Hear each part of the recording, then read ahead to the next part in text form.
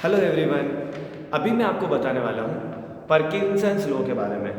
Parkinson's law एक ऐसा नियम है जो हमें यह बताता है कि आप किसी कार्य को करने के लिए जितना ज़्यादा समय लेंगे वो उतना ही ज़्यादा बढ़ता जाएगा, और अगर आप उस कार्य को जितने कम समय में ख़त्म करना चाहेंगे वो उतने ही कम समय में पूरा हो जाएगा।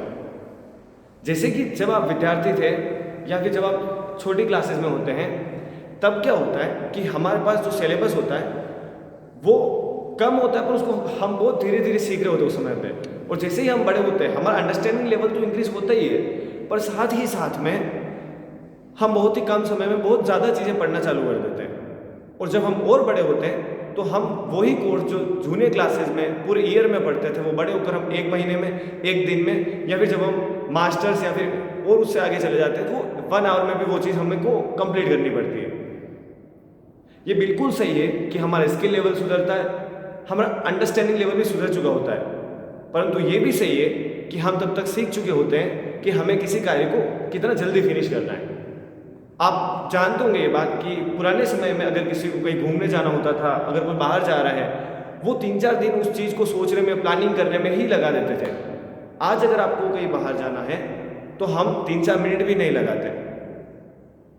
मान लीजिए कि 2 व्यक्ति हैं, एक व्यक्ति जो सुबह जल्दी उठता है फिर भी ऑफिस लेट पहुंचता है, और एक व्यक्ति जो सुबह लेट उठता है फिर भी ऑफिस टाइम पे पहुंच जाता है, क्योंकि उस दूसरे वाले व्यक्ति को ये बात पता होती है कि जितना समय उसके पास है वह उसके सारे कार्य को खत्म करने के लिए काफ़ी है।